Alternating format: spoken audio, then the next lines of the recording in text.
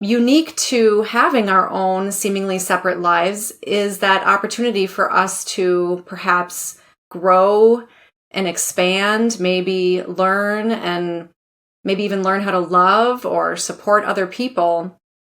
And that's a very personal journey.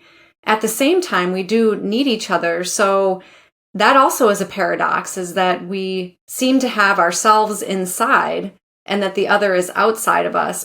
Keep watching to learn more.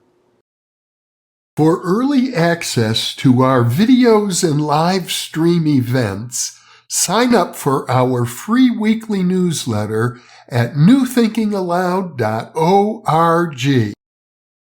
New Thinking Aloud is presented by the California Institute for Human Science, a fully accredited university offering distant learning graduate degrees that focus on mind, body, and spirit.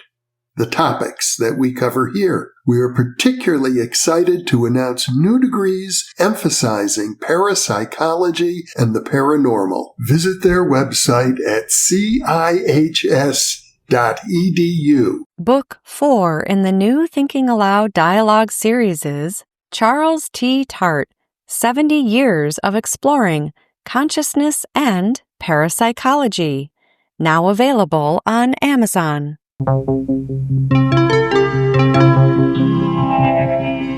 Thinking Aloud. Conversations on the leading edge of knowledge and discovery with psychologist Jeffrey Mishlove.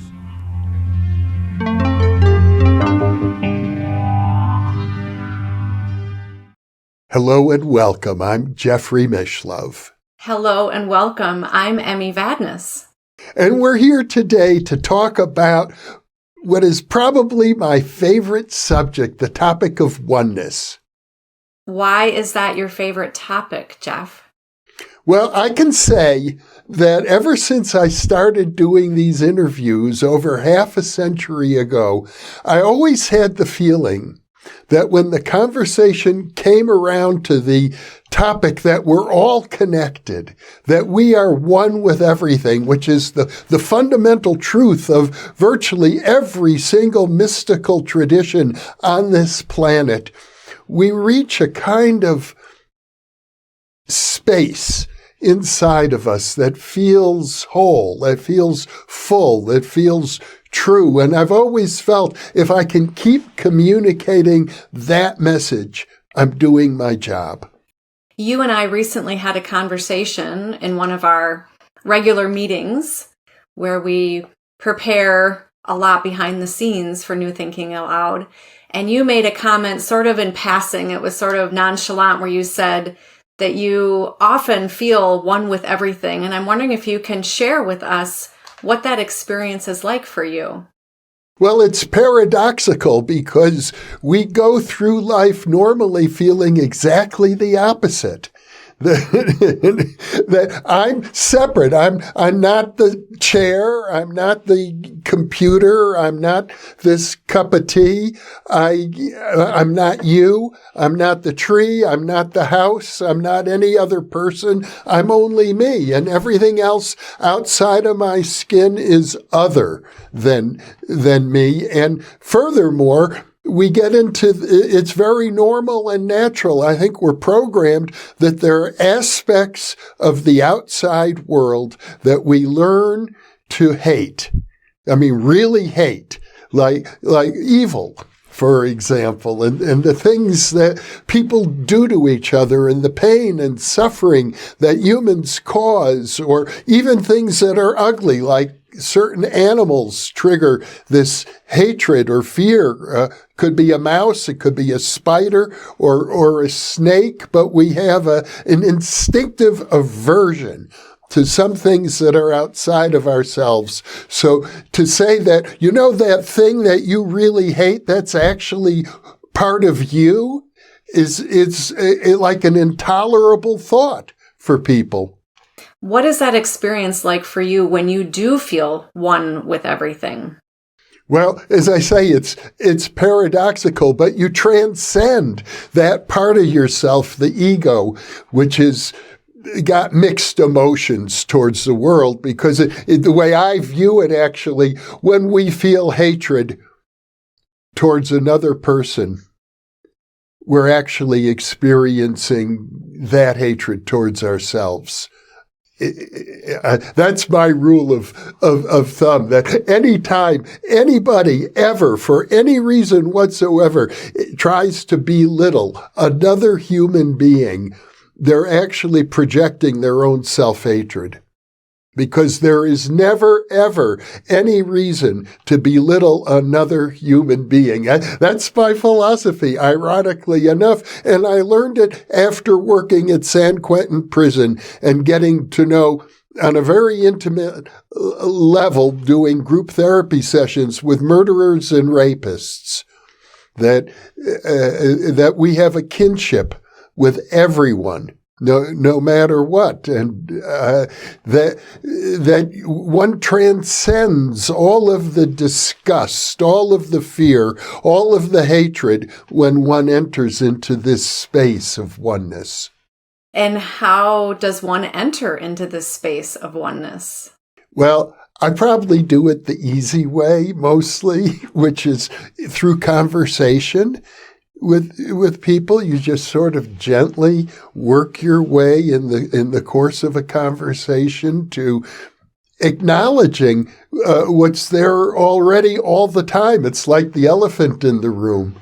It seems that we perhaps, depending on a person's belief system, come here to experience our own personal life. At the same time, we interact. We need the earth to sustain us, and the sun and the moon, and we need all of this for our lives. And we also need relationships. At the same time, it seems we all have our own life path, our own dharma that is unique to each of us. Like Jeff, you have given so much information about parapsychology, which I think fundamentally really speaks to oneness as well, which I hope we can discuss. And have shared so many amazing thought leaders, and that seems to be a big part of your life path. And of course, there's many aspects to you as well, where my path, even though we've merged in this river together doing this, we have slightly different ways of coming to it. And unique to having our own seemingly separate lives is that opportunity for us to perhaps grow and expand, maybe learn, and maybe even learn how to love or support other people. And that's a very personal journey. At the same time, we do need each other. So that also is a paradox, is that we seem to have ourselves inside and that the other is outside of us. But at the same time, why do we love? Why do we care for people? There's something that connects us or bonds us with others that can make us feel that unification as well. It seems to me that love, which is a big word, it's a word we use all the time on our show, and rarely do we define it because it's almost indefinable and it's certainly overused, but at the same time, it's crucial. If there's a topic that's as dear to my heart as oneness, it would be love, because they're, in a way, they're related. When you're able to love yourself, ultimately, then you can love anything else. Because the boundary that we all experience almost every moment of our lives between self and other, between inside and outside, is, best I can tell, is an artificial boundary. That the whole outside world is really who we are. And how did you come to that realization? Probably through my conversations with people in the field of theoretical physics, where they look at the implications of quantum physics, and particularly Bell's theorem and the idea of interconnectedness in physics, that you could say every particle in the universe was in touch with every other particle at the moment of the Big Bang. Everything was condensed down to an infinitely small point in space, the whole universe. We were all connected at that level. And then it exploded. But the quality of quantum interconnectedness has remained with us. So that's one way to perceive it. Another way to perceive it would be to take the point of view of the idealists like Bernardo Kastrup or Tom Campbell and simply say, well, it's all consciousness. According to many in parapsychology, and now it sounds like maybe people in physics as well are catching up to, at least in my viewpoint, that consciousness seems to be fundamental and that everything seems to arise from it. And since we brought up love, and you're right, it's poets and songwriters and spiritual leaders have been talking about love. And in my opinion, I think it's not talked about enough. And in fact, I'm really glad we're talking about it. And there's different types of love. And some people are love. Some people, it's a trigger for them because maybe they've been hurt or wounded in their life. And ultimately, one of the ways I relate to love is that it does feel like a sense of unification where we can feel that oneness. Of course, there can be love in action. And when we are feeling separate, we are probably not in that state of love. And I'm wondering, Jeff, with your background in parapsychology and consciousness studies, how that might relate to how love might relate to those aspects of that oneness with consciousness. We're getting into a tricky area when we start talking about parapsychology because at base it's an experimental science like psychology.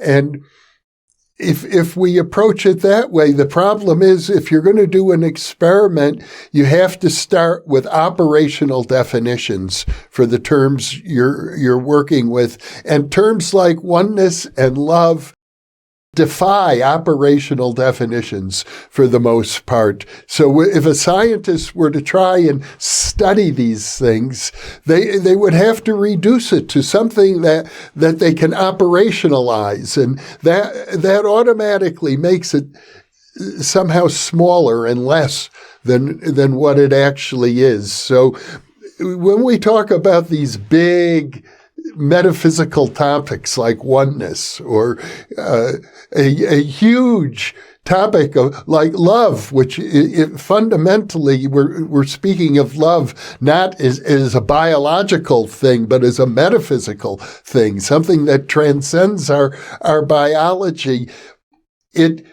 We have to approach it, I suppose, at best as intuitively.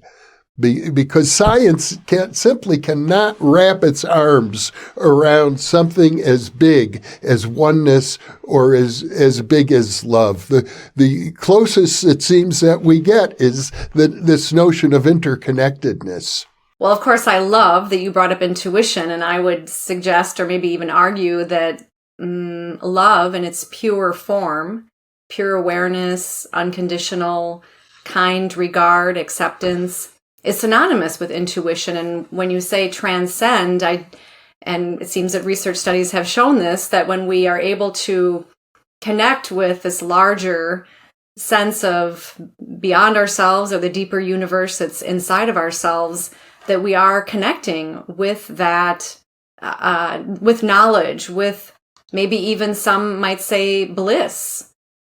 Of course, in parapsychology, there's been experiences that aren't always blissful.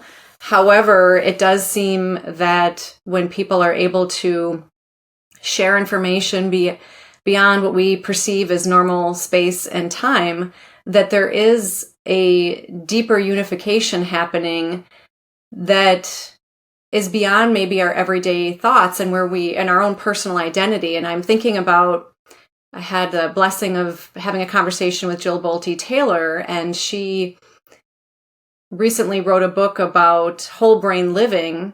And she talks about how when we're in the left side of the brain, that we're showing up, here we are in our little suit jackets, having our conversation and being professional. And that we need that in order to go through our days, in order to function and organize our lives and so forth. And that when we switch over into the right side of the brain, that we can connect with creativity and that sense of wholeness and oneness. And there's actual neuroscience data about that. Not that it's all about neuroscience, but that's another perhaps bioindicator of when we might be in some of these states. And of course, there's also the heart and heart rate variability that shows when we're more in a relaxed, coherent state, which seems to be correlated or can be correlated with certain psychic intuitive functions as well. And there's real science about how to get into these states. And sometimes, as we know, it happens spontaneously. And other times it's something we can create in our lives by giving certain conditions in our environment, our internal and external environments, in order for that to occur. Yeah, there are hundreds of ways to enter into states of consciousness that we think of as higher states. Cosmic consciousness, samadhi, satori, and those states typically are imbued with this sense of love, for sure. I think it's important to point out that it doesn't mean that you lose your sense of hatred and disgust for the things that you hate. They're still there, and there's a reason for them. You know, we're born into this world, amongst other things, to make it a better place. So we're going to form value judgments, and we're going to do what we think will improve the world. So we return to that world of duality eventually. It never entirely leaves us. But the more we have opportunities to taste the world of oneness and this sense of love and oneness for absolutely everything, it's an experience that colors our life in subtle ways, even when we're caught up in duality. We might be just a little bit kinder to people. I was contemplating about the moments in my life when I have felt this oneness with everything. And simply, for me anyway, looking in somebody's eyes, I can get a sense of connection. There's a saying that the eyes are the window to the soul. And there's some sort of recognition. Maybe, as some people have suggested, it's sort of like the universe looking back at itself. And, of course, being in nature and just the awe and the beauty of just this beautiful world that we live in, that I hope we can continue to protect. And also, it seems that when we do acts of kindness for others, that it seems that love maybe flows into or from us and through us. And so we also feel good. People talk about doing random acts of kindness, like opening somebody's door, maybe buying a cup of coffee for the person behind you in line or what have you. And that it not only helps you feel good, or the person feel good, but you feel good. And it seems to generate that sense of oneness as well. I'm just curious if you have other examples, Jeff, of when you have felt being one with everything, which it seems like my sense of you is you feel that quite frequently. Well, I think synchronicities help a lot when it seems as if the whole universe is cooperating with you to bring something into your life that you need right at the moment when you need it. You get a feeling that the universe is alive and the universe is playing with us, that it's sort of a game, you could say. I often think of it as a game of hide and go seek that we're playing with ourselves, ultimately. And of course, when my intuition speaks to me, whether that happens, as you say, spontaneously or through synchronicities or just kind of a deep knowing, or if I go into meditation, quiet the mind, or if I'm working with somebody who is seeking my support in their lives, that I really do notice this expansion into this greater awareness. And it is, I think, quite beautiful. at the same time as we're speaking, I imagine there's people listening thinking, well, this sounds so like unrealistic to get into this state of being, or my life has been terrible.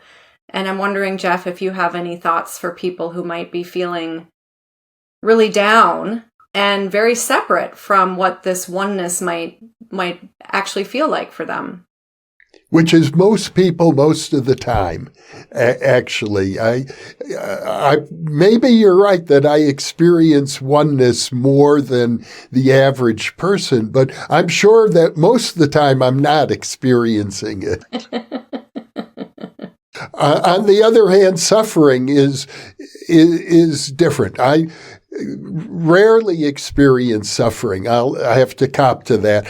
I do occasionally because of my age, and you get physical aches and pains and surgeries and whatnot, arthritis. There's all sorts of discomforts that accompany getting older.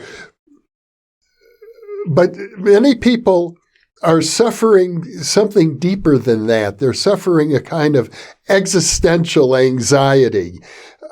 We hear from viewers all the time, as a matter of fact, who say, life is terrible, people are horrible, I definitely don't want to be reincarnated, and I wish I could just take my own life right now and end it. I know there are thousands, maybe millions of people who feel that way. And it's true that they are probably experiencing enormous hardships in their lives. I don't want to minimize or discount that. But at the same time, I do know that people, even under the most miserable of circumstances, are able to enter into a state of oneness, a state where they transcend their physical conditions completely. It does happen, and it is a healing state. That's really where a lot of healing comes from, is this sense of connection with the source of everything, with the ground of being, with the divine reality, you might say. Yeah, and I have to say, I am not speaking here as a scientist or a parapsychologist. I am speaking from my intuition, because when we address these big issues, it has to come that way. It's not going to come out of experimental or scientific data. A lot of the conversations we have are very inspiring and point people in a direction of how, as you say, they can become the best versions of themselves. And in that process, and while becoming the best version of themselves, they can, as you say, transcend some of these thoughts that keep them feeling limited and move into a much more positive direction. I want to emphasize the importance of healing as well, because it does seem to me that in that state of oneness, there is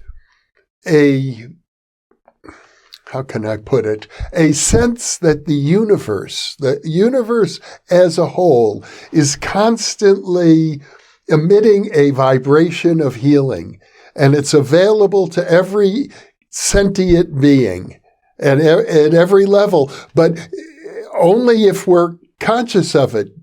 Typically, if we ignore it, if we focus our mind on the things that we hate, the things that get us full of disgust, if we focus our mind on what in Star Wars they call the dark side of the Force, then that's what comes back to us. And it can lead to a downward spiral. But I know that people are capable of turning their lives around, even in the midst of unspeakable misery. There are instances where that happens. So I would say to anybody who is in our audience who might be feeling that way, of course, number one, you are 100% entitled to your feelings. And I don't want to in any way minimize or denigrate the way you feel. But the possibility of change is always there. Well, I love what you say about the universe having this regenerative quality of healing, and it makes me think of one of my conversations I had with Robert Thurman, who is a Buddhist scholar, Tibetan Buddhist scholar.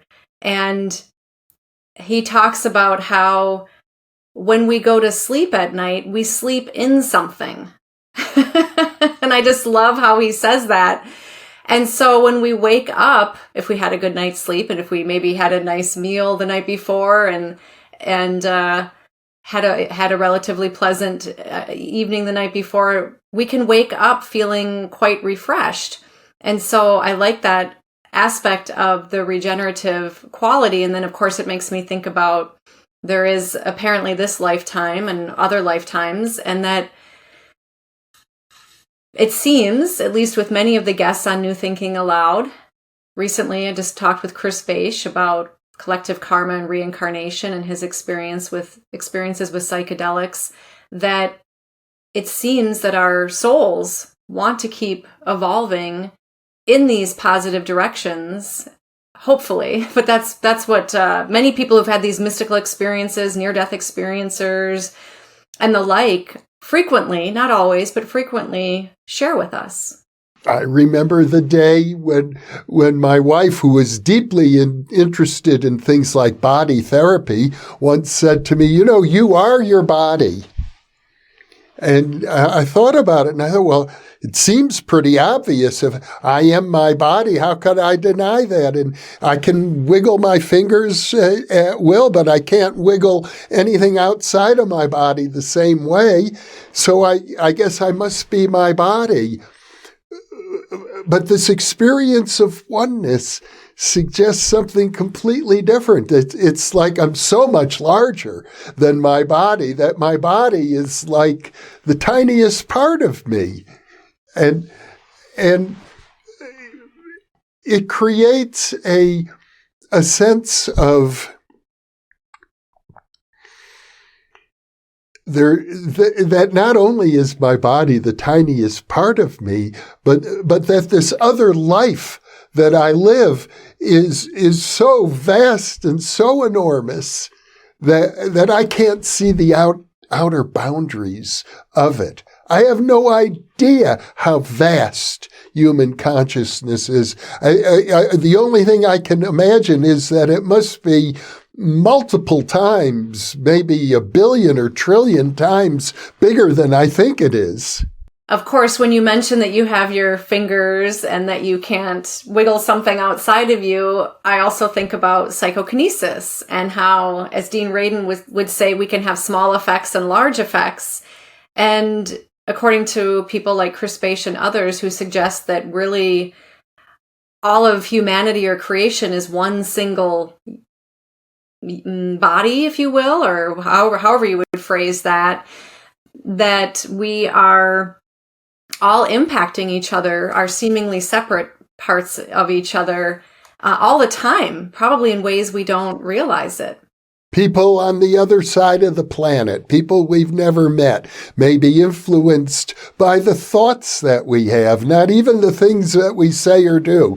So the interconnectedness, I think, is very, very intimate. And the field of parapsychology, through case studies and experiments, has demonstrated over and over again, more than 1,000 times, the existence of phenomena that defy any kind of conventional scientific explanation, which is why the larger scientific world ignores it, because they can't explain it.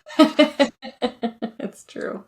And it seems to me that ultimately the significance of oneness is that that's how it happens. That's how remote viewers are able to obtain information from distant locations or from events that haven't even occurred at all.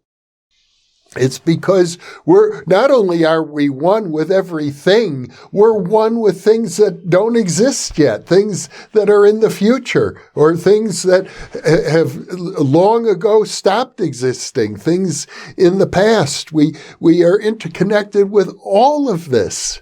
What do you say to someone who may be listening thinking, well, how am I interconnected with so-and-so or certain political leaders or organizations or countries or other people, groups of people, when I don't like them or I don't like what they're doing or how they're functioning? Because if I was really one with everything and interconnected, couldn't I somehow influence what's happening in other directions that are more satisfying to me? Well, you probably can have an influence on the one hand. On the other hand, and this is a very hard truth for people to swallow, but it is my opinion.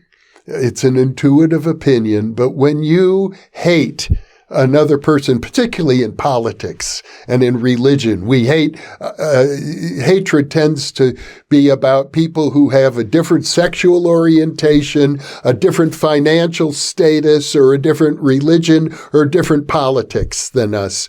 And we tend to generate antagonisms and dislikes and disgust and hatred for people of this sort. But the truth, I think, is that the things that we feel disgust and hatred towards outside of ourselves is because we hate those parts of ourselves inside, which is good. I mean, in a way, I'm not saying we should get rid of hatred and disgust at all. I'm saying we need to see it for what it is.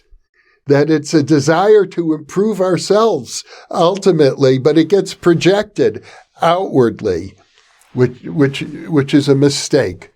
Yeah. I've had the unique, rare fortune, part of my dharma, if you will, to guide many people into their own consciousness through quieting the mind, meditation, and various ways of accessing what might be limiting them in their lives, and also conversely, how they can go forward in positive directions. Because when we get into these inner focused, relaxed states, as you know, Jeff, we can access a lot more information, this oneness. And every single person, myself included, I've gotten a lot better with this over the years, is there is always, whether it's a few percent, I would say the minimum I've seen is maybe like 10%, or all the way up to close to 100%, where they don't like themselves. They even they dislike or hate, but there's a lack of self-like or self-love and acceptance that if people take the time, and this is why I think some people have an aversion, although there's so much literature out there on the benefits of meditation, not only for what we're talking about with intuition and parapsychology. There's a lot of health benefits, but many people have an aversion even to the word meditation because of what's known as vritti in yoga, sometimes known as the monkey mind, the mind chatter, where those parts of us that we don't deem as acceptable rise to the surface. And a lot of people, and I've been in this camp myself, I've gotten better, run from themselves. And so I really hope that people listening, if you feel called to, or if this works in your life, is to explore those parts of yourself and to bring love, compassion, and acceptance to those parts of yourself so that you can also engage more in the sense of oneness, because that's ultimately, I would say, where maybe it begins, or it's inside of you. That's such a good point, Emmy. You know, many, many years ago, many decades ago, I was involved as a trainer for a seminar company called Omega Seminars. We worked with affirmations, and the number one affirmation that we worked with is, I love myself. We called them the 3 magic words. And as you get into it, what we would then say is, I love myself unconditionally. And what does unconditionally mean? It means I love myself no matter what I think, I say, or I do, and no matter what anyone else thinks or says or does with regard to me. Unconditional self-love. I think it's a good doorway to the world of oneness. Since we're on the topic of love, I just want to be an advocate here that I think that we can, in certain ways, maybe not in all ways, measure love. Now, of course, there's romantic love, there's friendship love, there's love of a parent and a child, spiritual love. But ultimately, it comes down to care. I would also say connection, or a sense of unification. And what you're talking about, Jeff, I think also is having compassion for oneself, recognizing that we're all beautiful artworks in progress, and that we're learning along the way, and to have gentleness with ourselves and bring that acceptance and compassion to ourselves. Now, when you said that, I think sometimes people might feel like, well, is that going to turn me into a narcissist if I love myself? And I'm wondering if you can shed some light on that. Well, it's a question of language, I suppose, because that's what some people say. He's too full of himself. He loves himself too much. And we all know people like that. So self-love isn't like that at all, actually. Real self-love. Narcissism is pretty much the opposite of self-love. It's self-hatred being covered over by a kind of braggadocio that I have to tell everybody how important I am and how wonderful I am, because inside I don't feel that way at all.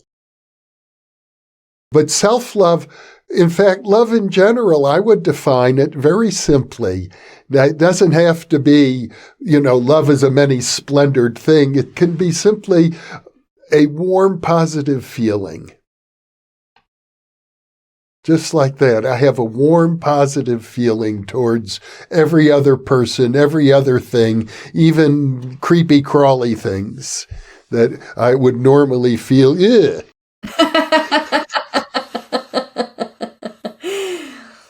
I like that. I do think that love does seem to be a sense of warmth. And of course, there have been many probably research studies on focusing on the heart, for example, and looking at how when people are in these states of, we might say consciousness, but another way is being or awareness. I think of a term, Sat Chitananda, truth, consciousness, bliss, which I think is another way of how these states, I mean, again, it's like you say, it's language, but ultimately it's how a person is experiencing it. And I also think of a conversation I had with Carolyn Mace, an amazing natural, like we all have intuitive abilities, but she was born very naturally intuitive.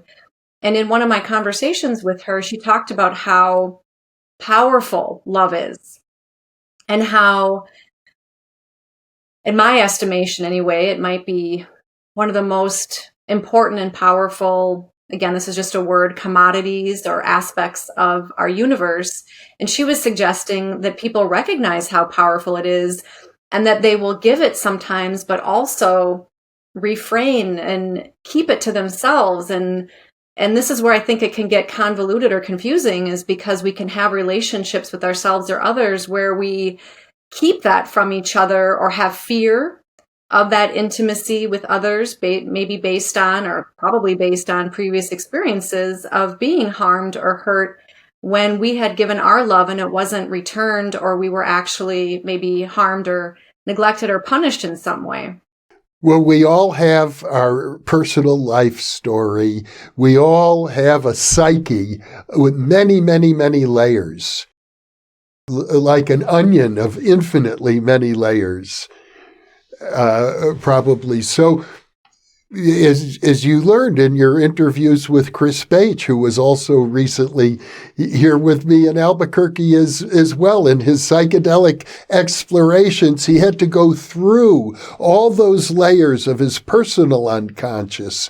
Then he got in touch with what he called the consciousness of humanity, the consciousness of our species. And he came to realize that the consciousness of the species holds within it every thought that any member of the human species has ever had, including our ambitions, our strivings, our yearnings, our passions, and also all of the pain and suffering that we've experienced. Then beyond that, even cosmological, out into the universe, and a sense of distant stars and galaxies, and even beyond that, to what he called diamond luminosity. So there was this sense of so many layers to the psyche, and that through his psychedelic explorations, he was able to go very, very far through those layers, and then he, for his own reasons, stopped. We don't know how much further he might have been able to go, or another human being might have been able to go, but I suspect a very long way. But it gives us a sense of how vast each of us is within ourselves. What a huge world we have. I think people express it this way, that when you look into outer space, let's say through a very powerful telescope, looking at the most distant galaxy, in a way, what you're seeing is sort of the inside of your own skull. I love that metaphor. When you're speaking about Chris Bache and his experiences, I was thinking about how that's what happened to Buddha, apparently, is that he became one with everything and had this sense, another term for that is being enlightened to that ability, maybe birthright that's there for all of us. And as we've talked about, ascertained already, that there's that paradox that we do also have our own lives and personal experiences to lead, and that ultimately, Jeff, how can one experience oneness while also living their own seemingly individual life? It's very rare for a person to be able to sustain that experience of oneness for very long. Sometimes it lasts just a split second. And then we return. And so what we have is the memory of it. And it's not all that uncommon. There was a wonderful book written around the turn of the 19th century called Cosmic Consciousness by a medical doctor who was driving in a taxi, as I recall, and it just sort of came upon him spontaneously. And I think that many people have what we call mystical experiences. They may last a minute or even a second or maybe an hour. After that, you've got to sooner or later return to the demands of life. We have to clothe ourselves and feed ourselves and take care of the people around us. So we can't hold on to that feeling of oneness all the time, or we would become what in the writings of a Persian mystic named Meher Baba, he talks about what he called the mad musts. And these are people, they're like in an insane asylum. They're experiencing this oneness so thoroughly, they are what he would say God intoxicated. They are just completely intoxicated with the oneness, and they cannot function as in a normal way. And so Meher Baba, this great mystic, would sit and he would meditate with them and help them to achieve a more of a sense of balance in our lives, in their lives, because experiencing total oneness all the time would make us pretty much incapable of functioning as a normal human being. Well, it's definitely something we can perhaps contemplate throughout our daily activities about how the other is us and we are the other, and really there's not separation, but we do have those experiences, as you say, to be able to make a sandwich or take a shower or what have you. And I really love the aspect of feeling that warmth and extending that not only to ourselves, but to also others, because imagine what a world we would live in if everyone really was more kind to themselves and others. In fact, it's necessary for our survival. Yeah. Ultimately, if we as a human species want to survive, at least the memory of the fact that we are all one is so important. To understand that whenever you disparage or belittle or hurt another person, you're actually doing it to yourself. Yeah. Or a creature or a being or that brings up eating plants and animals, of course. It brings up those topics as well. And I also think of Thomas Verney, a psychiatrist who wrote a best-selling book, The Secret Life of the Unborn Child. But we had a conversation about the quantum entangled mind and how he read, I believe it was over 5,000 books and papers about consciousness. And he researched his book that he wrote for about 7 years, researching it and writing it. And he came to the conclusion that consciousness is everywhere in each of our cells, subatomically. And of course, when you get to a subatomic level, what's really there? Seemingly nothing, but perhaps everything. And that consciousness, most people think it's from the brain, but he suggests that it's in every part of what we perceive as a physical body and also outside of us as well. The way I like to think of it is that it's not as if the mind is within the brain. It's more like the brain is within the mind. Is it Rumi who said, you're not the drop in the ocean, but the ocean in the drop? I'm not sure. We might have to fact check that. I'm not sure if that was Rumi who said that. This has been a wonderful conversation on two of our favorite subjects, love and oneness. We probably can't talk about them enough. It is very true. We could start waxing poetic about love and the bliss that can happen with that and the bliss of experiencing oneness. And at the same time, as you say, bringing that memory, but that felt sense and that experience and embodying it in our daily lives, perhaps for ourselves and each other. And I've noticed in my life that as I've been kinder to myself and others, that, as you say, synchronicities seem to happen more. Things seem to line up and people are kinder back to me. And it's a very beautiful experience. So I'm curious what other people have to share about what their experiences have been like, if they've ever experienced that oneness and how that came to be. We encourage comments from our viewers. I mentioned parenthetically, I read all the comments, so I'll be very interested to hear what people have to say about our conversation. And also, I just want to add that the beautiful artwork that you created, Jeff, the Rainbow Yin Yang, I think is a beautiful contemplative piece about unity and oneness, because there also is the duality, seemingly the duality of yin and yang, but at the same time, we need that in order for experiences perhaps to propagate forward. I know you've probably written a whole dissertation on the meaning of the rainbow yin yang since it's your creation, but I just wanted to mention that as well in this beautiful topic and conversation.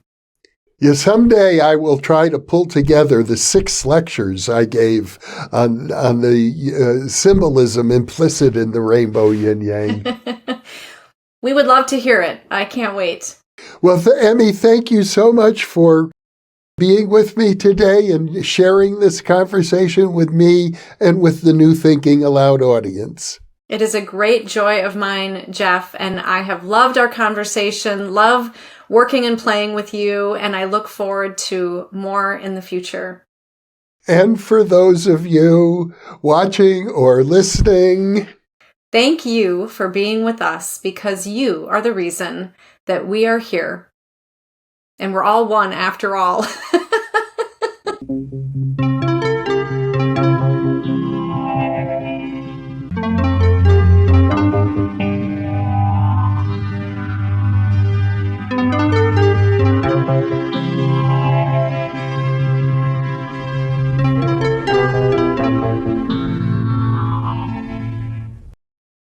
For early access to our videos and live stream events, sign up for our free weekly newsletter at newthinkingaloud.org.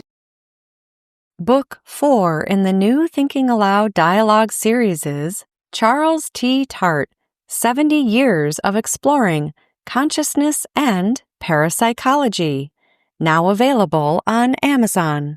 New Thinking Aloud is presented by the California Institute for Human Science, a fully accredited university offering distant learning graduate degrees that focus on mind, body, and spirit. The topics that we cover here. We are particularly excited to announce new degrees emphasizing parapsychology and the paranormal. Visit their website at cihs.edu. You can now download all 8 copies of the New Thinking Aloud magazine for free, or order beautiful printed copies. Go to newthinkingaloud.org.